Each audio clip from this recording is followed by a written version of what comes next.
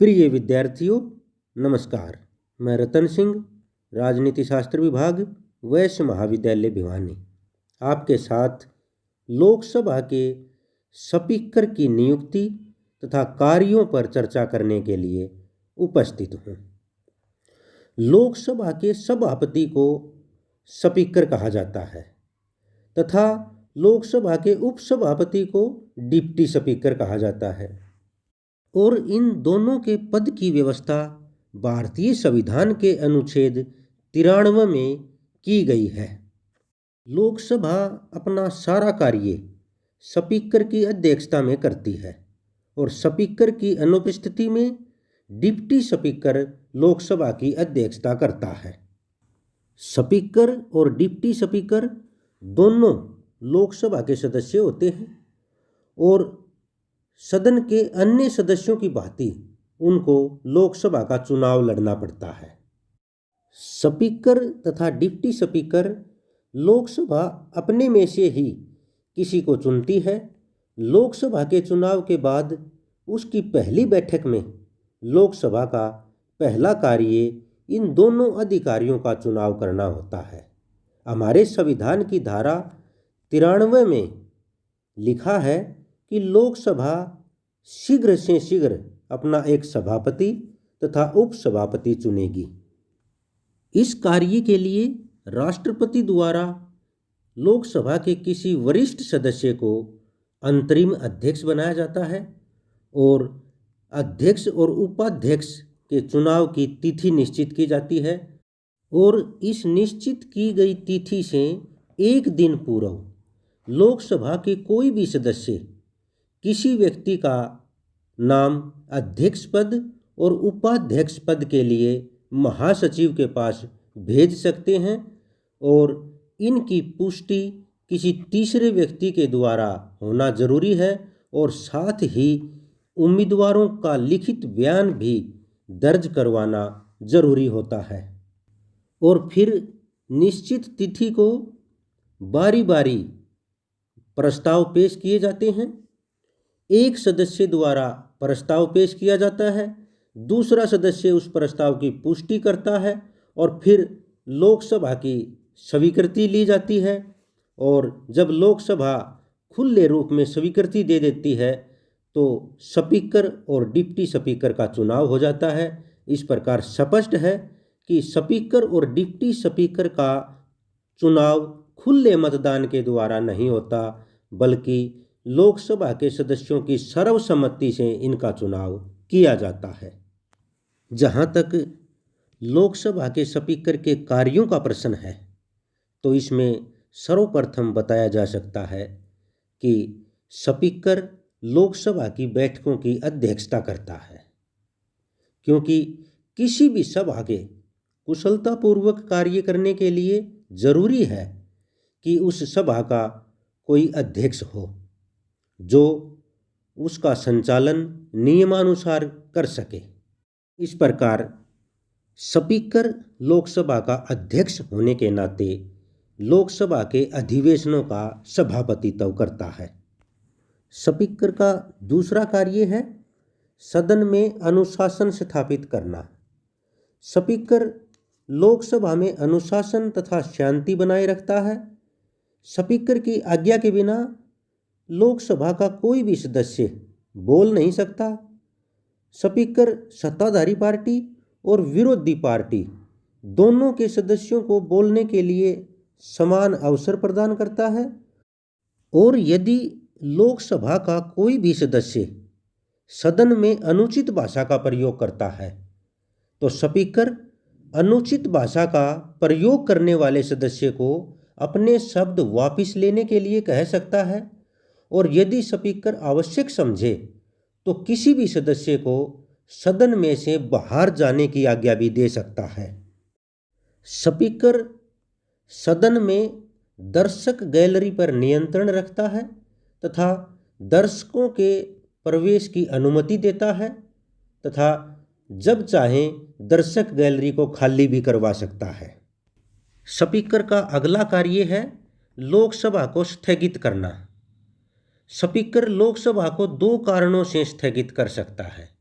एक तो यदि लोकसभा की बैठक में सदस्यों का कोरम पूरा न हो तो स्पीकर सदन को स्थगित कर सकता है।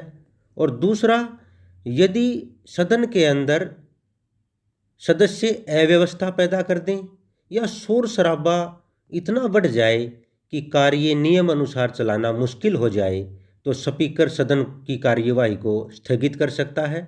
और स्पीकर ही ये निश्चित करता है कि सदन को कितने समय के लिए स्थगित किया जाए।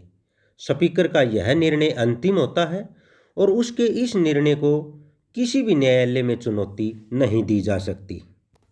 इसके साथ साथ स्पीकर ही इस बात का निर्णय करता है कि कौन सा बिल कब प्रस्तुत किया जाए और किस विषय पर किस दिन और कितने समय के लिए वाद विवाद हो। स्पीकर राष्ट्रपति द्वारा सदन में दिए गए भाषण पर वाद विवाद के लिए समय निर्धारित करता है तथा इस विषय पर धन्यवाद प्रस्ताव पास करने की क्रिया तथा समय निश्चित करना भी स्पीकर का ही कार्य है। स्पीकर लोकसभा के सदस्यों को मंत्रियों से प्रश्न पूछने की आज्ञा देता है और जो प्रश्न नियमानुसार नहीं होते उन प्रश्नों को रद्द भी कर सकता है। और सदन में बिल पेश करने की अनुमति भी स्पीकर के द्वारा ही दी जाती है तथा स्थगन प्रस्ताव पेश करने की आज्ञा भी स्पीकर ही देता है और उस पर होने वाली बहस का समय भी निश्चित करता है। निंदा प्रस्ताव तथा अविश्वास प्रस्ताव पेश करने की आज्ञा भी स्पीकर के द्वारा ही दी जाती है तथा उन पर होने वाली बहस के लिए भी समय स्पीकर के द्वारा ही निश्चित किया जाता है। इसके साथ साथ यह निर्णय करना कि कोई भी बिल वित्तीय बिल है या नहीं, इस बात का फैसला स्पीकर के द्वारा ही किया जाता है और इस संबंध में स्पीकर का निर्णय अंतिम माना जाता है। लोकसभा में किसी भी बिल पर वाद विवाद या बहस होने के बाद मतदान करवाने का कार्य भी स्पीकर का है और मतों की गिनती और परिणाम की घोषणा भी स्पीकर के द्वारा ही की जाती है। और सामान्य तौर पर मतदान में स्पीकर अपना वोट नहीं डालता, लेकिन किसी भी विषय के ऊपर अगर वोट बराबर बराबर पड़ जाए तो स्पीकर को निर्णायक वोट देने का अधिकार है। स्पीकर अपना निर्णायक वोट दे सकता है। इसके साथ साथ स्पीकर लोकसभा के सभी सदस्यों के विशेष अधिकारों की भी रक्षा करता है और यह देखता है कि मंत्री लोकसभा के सदस्यों द्वारा पूछे गए प्रश्नों का उचित ढंग से उत्तर दे रहे हैं या नहीं दे रहे। जब कोई मंत्री प्रश्नों का उत्तर नहीं दे रहा होता या फिर उनको टालने की कोशिश कर रहा होता है तो लोकसभा का स्पीकर उस मंत्री को चेतावनी देता है और उसको अपने कर्तव्य के संबंध में सचेत करता है। यदि लोकसभा और राज्यसभा में किसी बिल पर गतिरोध उत्पन्न हो जाए और यह गतिरोध 6 महीने में दूर न हो सके तो राष्ट्रपति उस बिल पर विचार करने के लिए दोनों सदनों का संयुक्त अधिवेशन बुला सकता है और इस संयुक्त अधिवेशन की अध्यक्षता लोकसभा के स्पीकर के द्वारा ही की जाती है। स्पीकर लोकसभा का सर्वप्रमुख अधिकारी होता है तथा लोकसभा में पास होने वाले सभी निर्णय स्पीकर के हस्ताक्षर होने के बाद ही राष्ट्रपति के पास पहुंचते हैं और संसद में काम करने वाले सब अधिकारी वास्तव में स्पीकर के अधीन रहकर ही काम करते हैं। स्पीकर सदन के सदस्यों के लिए निवास व अन्य सुविधाओं की व्यवस्था भी करता है। स्पीकर संसदीय कार्यवाहियों और अभिलेखों को सुरक्षित रखने की भी व्यवस्था करता है। स्पीकर को लोकसभा के सदस्यों के त्यागपत्र स्वीकार करने का भी अधिकार प्राप्त है। यदि स्पीकर को विश्वास हो जाए कि किसी सदस्य ने अपना त्यागपत्र स्वेच्छा से न देकर दबाव में आकर दिया है तो स्पीकर उस सदस्य का त्यागपत्र अस्वीकार भी कर सकता है।